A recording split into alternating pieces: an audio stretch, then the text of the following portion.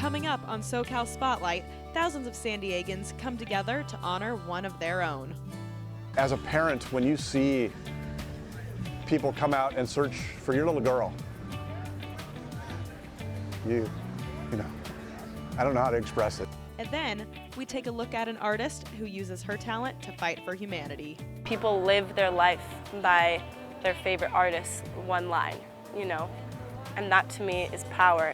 Plus, learn more about a staple in Southern California's food culture, food trucks. This thing here, if that thing ever parked at my restaurant, by my restaurant, oh, I'd be screaming and yelling, oh, no, no, no, no. Stay tuned.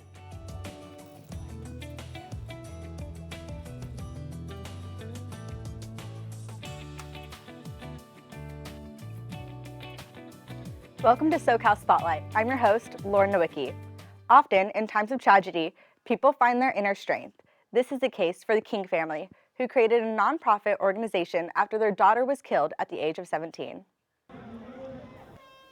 On Saturday, March 5th, 8,000 runners gathered in San Diego's Balboa Park for an annual 5K run. This isn't your typical race done for exercise, but for remembrance of Chelsea King, a 17-year-old Poway High School student who was tragically taken from us in 2010. The reason we're having this assembly today is that Chelsea King, which was one of our students, was taken from us about 5 years ago. How many of you remember when that happened? The search has ended for 17-year-old Chelsea King, a straight-A high school student who disappeared from Rancho Bernardo Community Park on San Diego's northern edge less than a week ago. Suspected of raping and killing Chelsea, registered sex offender John Albert Gardner will be charged in her murder today. Police now link him to the assault on another jogger in the park in December. Chelsea King's picture is still plastered all over the trails she ran less than a week ago. Thousands of people turned out this evening for a candlelight vigil in honor of Chelsea King. Her father spoke at tonight's gathering and thanked everyone for their determination to bring her home. When Chelsea went missing, her parents, Brent and Kelly King, were in awe as they saw their community come together, searching for their daughter. The unity of their friends, family, and neighbors is what gave them the strength to persevere. Everybody goes through it. Everybody goes through some form of what I call personal apocalypse. And the way you make it through it is with your community. And your community is your family, your friends, however you define your community. And that's the way we made it. We just are lucky enough to have a community that stretches, all through San Diego and beyond. After the incident, the King family was dedicated to making a change. They started Chelsea's Light Foundation with a goal to keep Chelsea's positive spirit alive forever. You go through different stages, right? And you go through the grief, and you go through the rage, and you go through all those different steps. But at the end of the day, it's all about how much you love. And this is a reflection of how much we all love our kids and how much I love my daughter. Determined to make a difference, Brent and Kelly King fought to change legislation in California. And in September of 2010, Chelsea's Law was passed. A law that increases penalties and parole revisions for sexual offenders. And those who commit the most violent sexual crimes are locked away for life. Because of Chelsea, California's children will be better protected from this moment on. Members of the community feel safer knowing that there are stronger repercussions for sex offenders.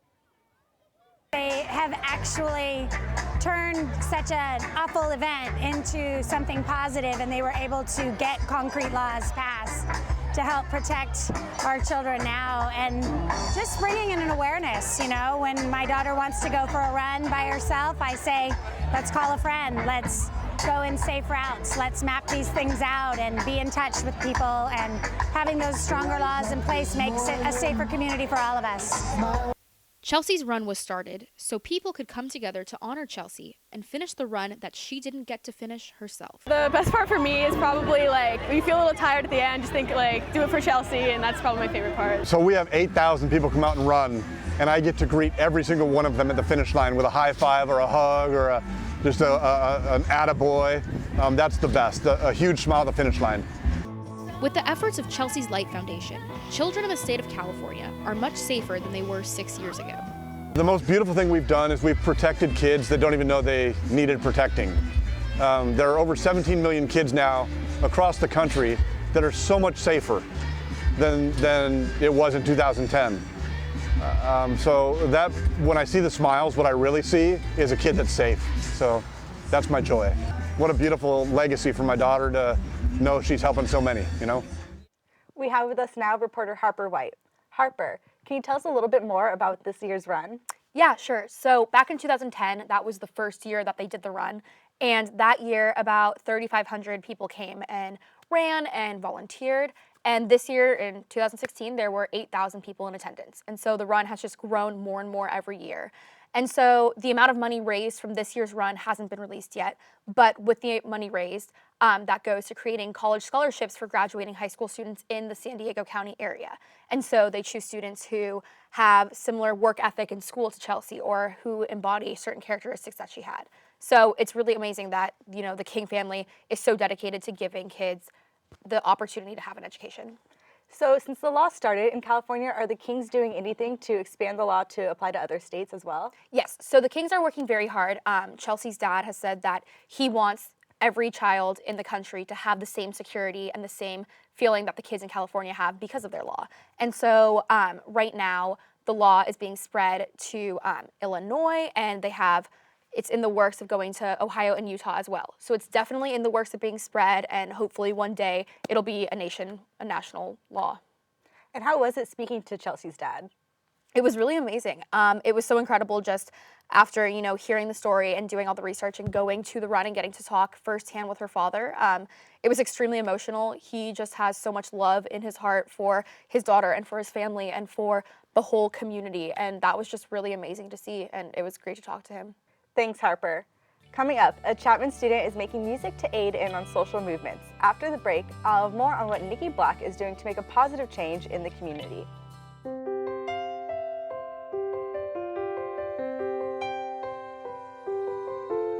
Follow your dreams. Chapman University. Chemistry, physics, computational science, biology. Start doing research in your first year. Soar to new heights. The Schmidt College of Science at Chapman University. Explore.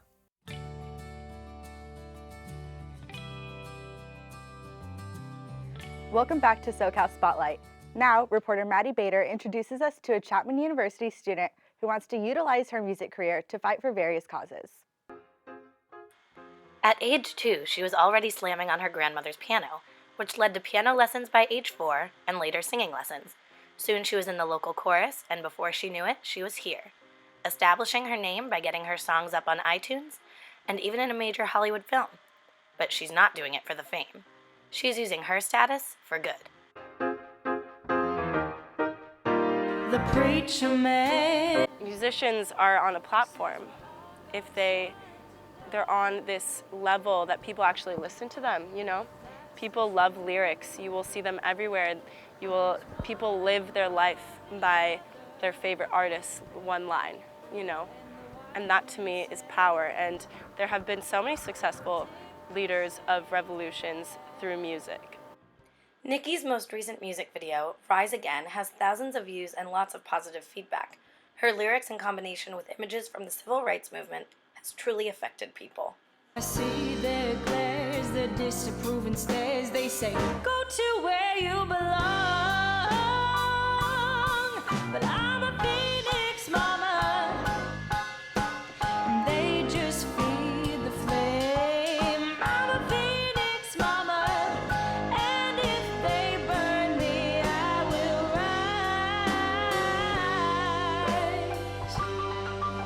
rise again. She says that it was her Women's Studies 101 class at Chapman University that propelled her into activism. She says that even in today's America, though not a third world country, there is still much to be done. She uses any free time she has to join rallies in the area. It seems like everything is equal and fine, but guess what? I'm still harassed on the street every day. I feel unsafe to be a female. That's a huge cause of mine, is autonomy of the female. Our women, we will resist. We will defeat the imperialists. We are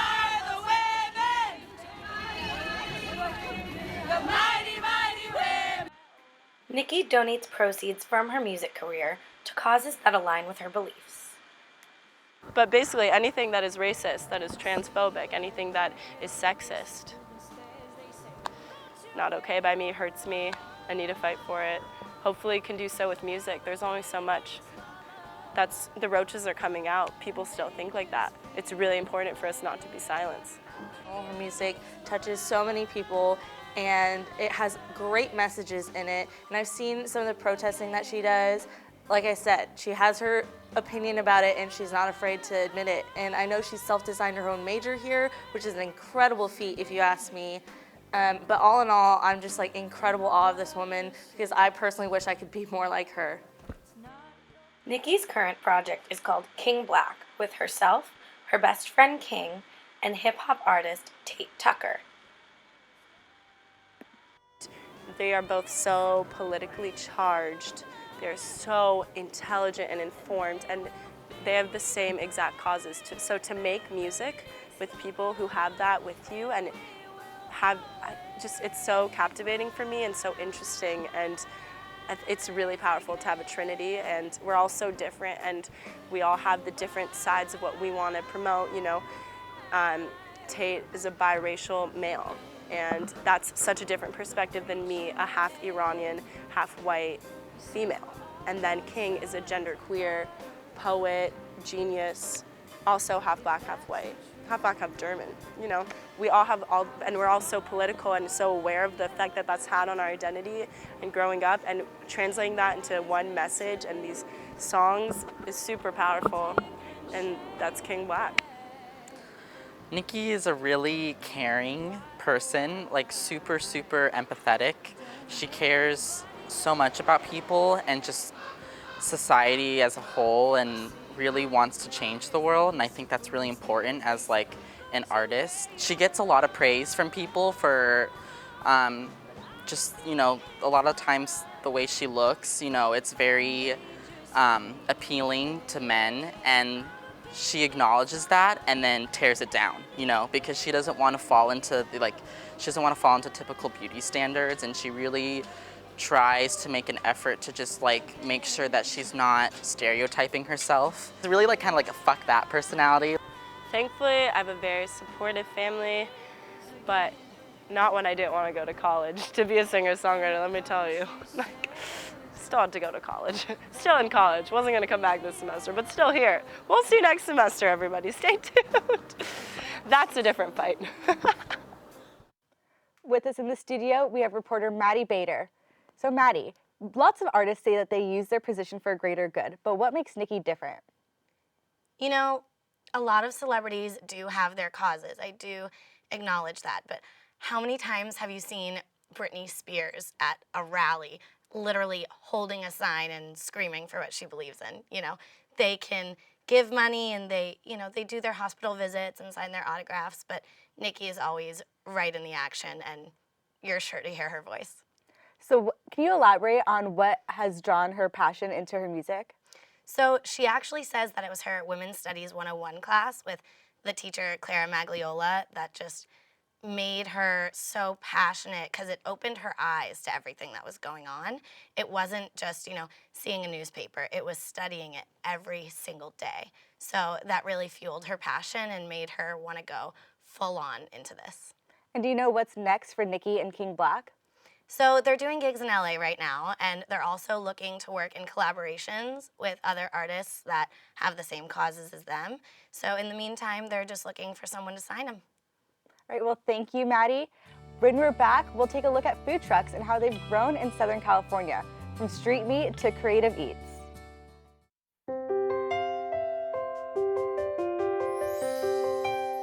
Follow your dreams.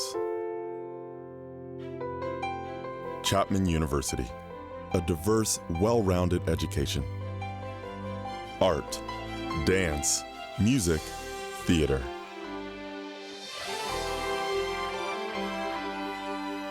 Empower your future. The performing arts at Chapman University. Create.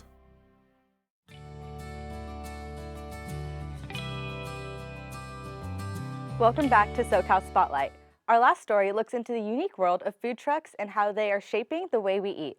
I went out and met some food truck owners and fans. Take a look. Nutrition bricks sound great. Or we could grab a little street meat. Kind of a classic stakeout food, but whatever. Huh. Meat from the street. Sounds like a fun treat. I'm a poet and didn't even know I was rhyming those words. But it happened anyway. It's a great idea, partner. Let's grab some street meat. Okay. The food truck industry has evolved rapidly over the past 15 years, with movies like Chef, TV shows, festivals, and fairs bringing together varying tastes. It is no wonder these mobile eats are taking over Southern California streets. I've been eating at food trucks for a while. In Venice Beach, they have some too. When we go down there, we eat from there. East LA, can't forget about that. Food trucks are a newer cultural trend, but it is based off of the taco carts, or loncheras, that originated in Los Angeles and have sold street meat since the 1960s. One popular food truck owner and operator actually made the switch from a brick-and-mortar establishment to a mobile vehicle when he got the chance to be a part of the first season of Food Network's Great Food Truck Race. It was absolutely nuts. I got this thing wrapped, guys, in 8 hours. I had the right people, though. Even though Domingue did not win the competition, his business boomed after the season ended. I got a hell of a following on Facebook and Twitter. I probably got, oh my God, guys, 50, 60,000 followers right now. Oh yeah, after you do a TV show and you have great food like I do, I got a hell of a following. And every day I get more people following me on Twitter and Facebook every day.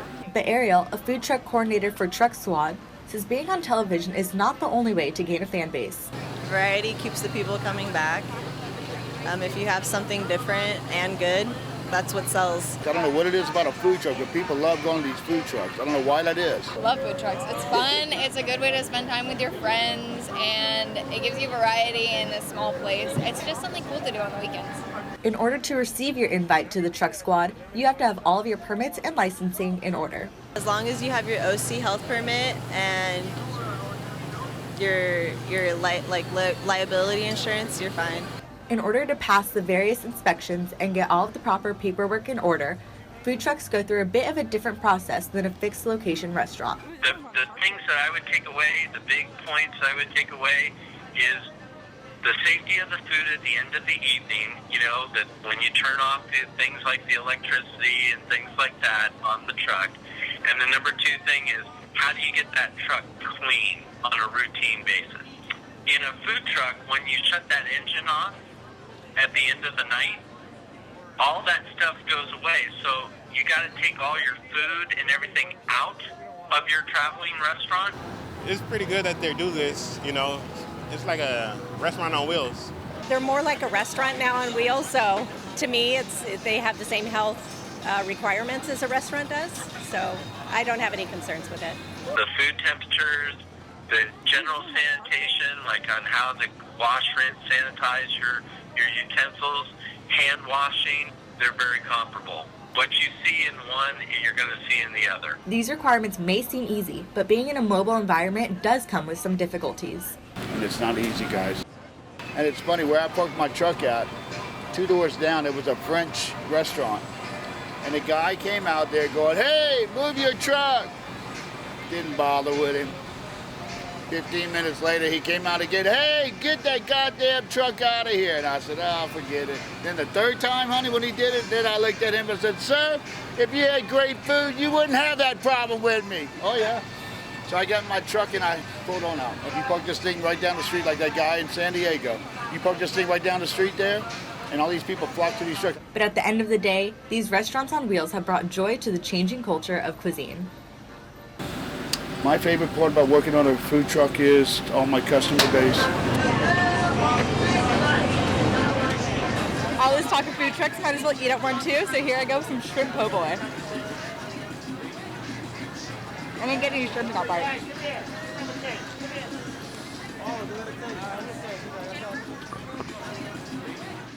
That food was delicious and I got a souvenir. Food trucks will continue to grow as they can be spotted almost anywhere, even on Chapman's campus. Now, before we leave, we have a special message for our viewers. Steve Hirsen, this one's for you. Professor Steve, Mallory and Lauren better get an A on this paper. Happy Mardi Gras! Thank you for watching SoCal Spotlight. We'll see you next week.